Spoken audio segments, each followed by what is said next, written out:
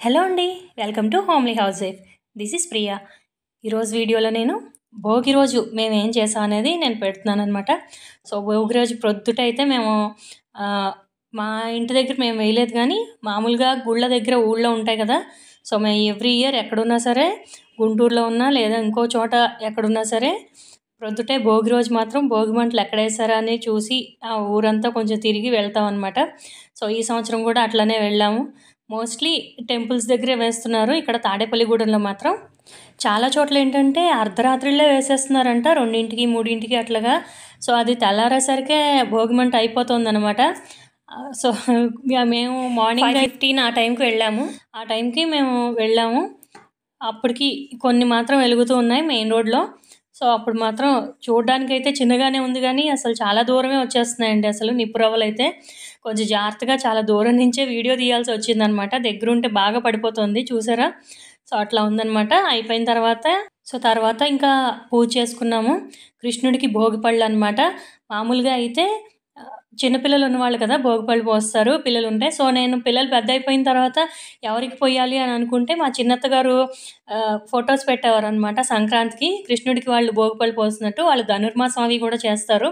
So వాళ్ళు అట్లా పోసేసరికి ఓహో అయితే బాలకృష్ణుడికి మనం కూడా భోగిపళ్ళు పోసుకోవచ్చా అని చెప్పి అప్పటి నుంచి కూడా నేను, ఇది 3వ సంవత్సరం అనమాట, అప్పటి నుంచి నేను కృష్ణుడికి చక్కగా భోగిపళ్ళు పోసాను.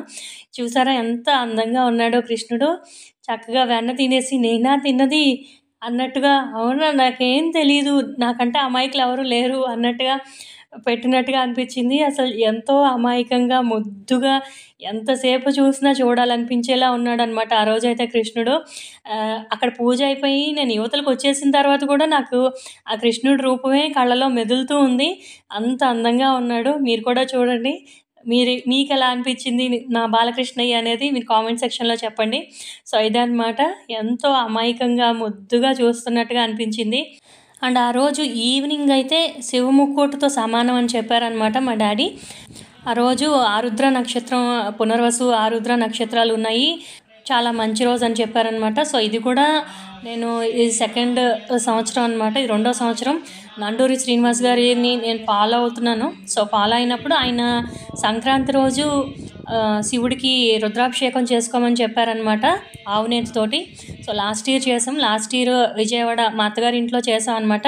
బట్ ఈసారి మా పుట్టింట్లో ఉన్నాను కాబట్టి ఈ పుట్టింట్లో సంక్రాంతికి రుద్రాభిషేకం చేసుకుందామని నేను అనుకున్నాను. కాకపోతే అది భోగి రోజే చాలా మంచి రోజు అని మా డాడీ చెప్పేసరికి సో భోగి రోజే మేము చేసుకున్నాం అనమాట రుద్రాభిషేకం.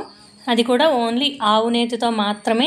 మామూలుగా నేను శివరాత్రి అప్పుడు చేసినప్పుడు మాత్రం నేను పంచామృతాలు అలాగే ఫ్రూట్స్ అవన్నీ కూడా యూజ్ చేస్తానన్నమాట నేను అభిషేకం చేసేటప్పుడు. బట్ ఈసారి మాత్రం సంక్రాంతికి ఓన్లీ ఆవు నేతితోనే చేశాను. ఆయన చెప్పినట్టుగా ఫాలో అయ్యాను అనమాట, అంతే. అండ్ మా నాన్నగారేమో పక్కన ఉంది కదండి, ద్వాదశ జ్యోతిర్లింగార్చన ఆయన చేసుకోవాలనుకున్నారు. సో ఆయన చేసుకోవాలి ఆ టైంలో మంచిది అని ఆయన అనుకునేసరికి సరే నేను కూడా అయితే సంక్రాంతి రోజు కాకుండా ఇప్పుడే చేసుకుంటానని చెప్పి మేము కూడా సాయంత్రం 5 ఆ టైంకి మేము పూజ స్టార్ట్ చేసేసాం అనమాట. నాకైతే నిజంగా చాలా సంతోషం అనిపించిందండి. అంటే మా నాన్నగారు ఈ జ్యోతిర్లింగార్చన ఇవి అన్నీ కూడా నా పెళ్ళి అయిపోయిన తర్వాతే చేశారనమాట. ఆ ముందు ఆయన చేసింది ఇలాంటివి చేయలేదు. సో చూసారు కదా, శివుడికి అయిపోయిన తర్వాత తీసానమాట ఫోటో. అన్ని లైట్స్ అన్నీ ఆఫ్ చేసేసి 6:30 అట్లా అయింది అంతా అయ్యేసరికి.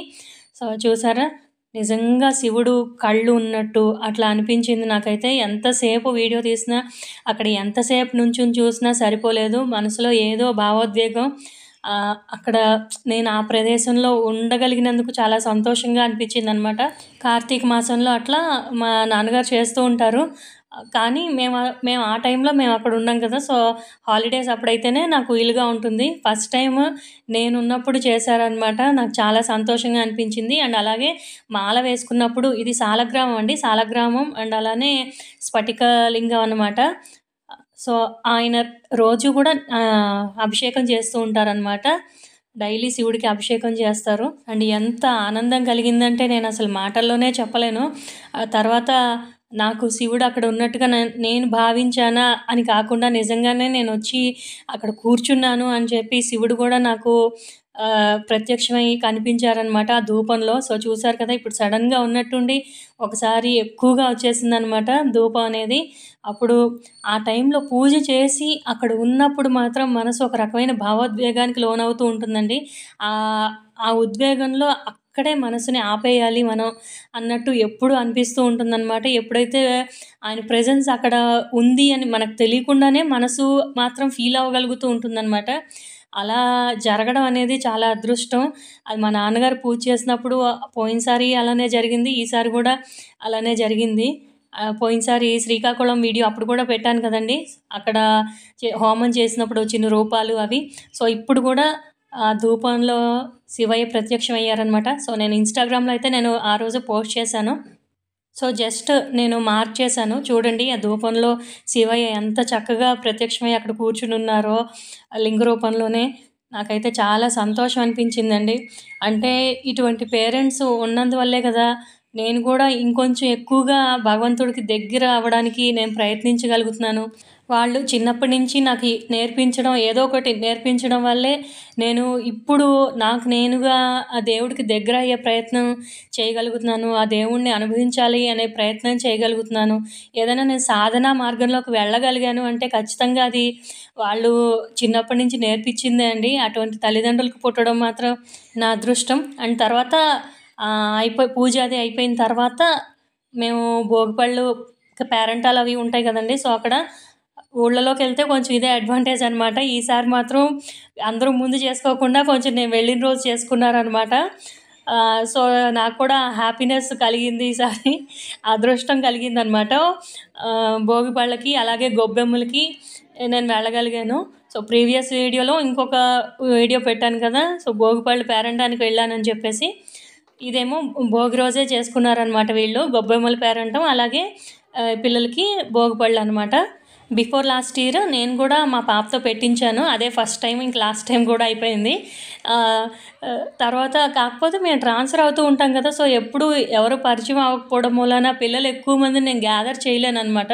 ఒకవేళ నేను జరుపుకుందామని ట్రై చేసినా కూడా అసలు గొబ్బి పాటలు విని కూడా చాలా సంవత్సరాలు అయిపోయిందనిపించింది. మళ్ళీ నేను బిఫోర్ లాస్ట్ ఇయర్ మా పాపతో పెట్టించినప్పుడు నేను గొబ్బి పాటలు మళ్ళీ నేర్చుకొని అప్పుడు గొబ్బెమ్మలు పెట్టించారనమాట. అసలు ఒక పాటైనా పాడడానికి ఏమీ గుర్తులేవని చెప్పి. మా చిన్నప్పుడు మాత్రం ఎవ్రీ ఇయర్ మా అమ్మమ్మ వాళ్ళ ఇంటికి వెళ్ళేవాళ్ళం కాబట్టి సంక్రాంతికి అక్కడ బోలెడంతమంది పిలిచేవాళ్ళండి. అందరూ పిల్లలే చేసుకునేవాళ్ళు. చక్కగా ఎంతో కోలాహలంగా అసలు ఎంత బాగా జరిగేదో అసలు సంక్రాంతి మాకు. అండ్ ఇప్పుడు పాట పాడుతున్నా కూడా పాట కూడా వాళ్ళందరూ పేపర్ చూసే పాడుతున్నారు ప్రింటౌట్లు తీసుకుని. ఎందుకంటే ఎవరికి గుర్తులేవు కాబట్టి. అండ్ ఆ స్టెప్స్ కూడా ఎవరికి గుర్తులేవండి. అందరూ మర్చిపోయారనమాట. ఎలా వచ్చేనమ్మ కృష్ణుడేలా వచ్చేను, ఈ మాయిదారి కృష్ణుడొచ్చి మహిమ చేసెను. ఎలా వచ్చేనమ్మ కృష్ణుడేలా వచ్చేను, ఈ మాయిదారి కృష్ణుడొచ్చి మహిమ చేసెను. ఉట్టి మీద పాలు పెరుగు ఎట్ల దించెను, ఉట్టి మీద పాలు పెరుగు ఎట్ల దించెను, కొట్టబోతే దొరకడమ్మ చిన్ని కృష్ణుడు. అలా పాట ఉంటుంది కదా! సో, ఇంకా వాళ్ళకి ఏదొస్తే అది అన్నిటికీ ఒకటే స్టెప్ అనమాట. మామూలుగా అయితే చాలా చిన్నప్పుడైతే బాగా ఎంజాయ్ చేస్తూ చేసేవాళ్ళం. ఇప్పుడైతే స్టెప్స్ ఎవరికీ తెలియట్లేదు. సో, లిరిక్స్ తెలీదు కదా! ఎందుకంటే వాళ్ళకి స్టెప్ తెలియాలంటే ముందు పాట ఏంటో తెలియాలి. పాటలు ఎవరికీ రావు. సో, ఇంక అన్నిటికీ ఒకటే స్టెప్ అనమాట. గొబ్బియల్లో గొబ్బియల్లో కొండలయ్యకు గొబ్బిల్లో, ఆది లక్ష్మీ అలమేలమ్మకు అందమైన గొబ్బిళ్ళు. గొబ్బియల్లో గొబ్బియల్లో కొండలయ్యకు గొబ్బిళ్ళు, ఆది లక్ష్మీ అలమేలమ్మకు అందమైన గొబ్బిళ్ళు. అండ్ దెన్ ఇంకా గొబ్బిళ్ళలో మోస్ట్ ఫేమస్ పాట అందరికీ తెలిసే వచ్చే పాట అనమాట. ఎందుకంటే ఒకటే స్టెప్ ఉంటుంది దానికి. దుక్కులు దుక్కులు దున్నారంట, ఏమి దుక్కులు దున్నారంట, రాజావారి తోటలో జామ దుక్కులు దున్నారంట, అవునా టీ అక్కల్లారా చంద్రగిరి భామల్లారా, భామలగిరి గొబ్బిళ్ళో గొబ్బియళ్ళో గొబ్బియళ్ళో గొబ్బియళ్ళో గొబ్బియళ్ళో. సో, ఇదే పాట పాడుతున్నాం అనమాట అక్కడ. ఎందుకంటే అందరికీ అదొకటే వచ్చు కాబట్టి. ఓకే అండి. సో, ఇక్కడితో నేను ఈ రోజుకి వ్లాగ్ ఎండ్ చేస్తున్నాను.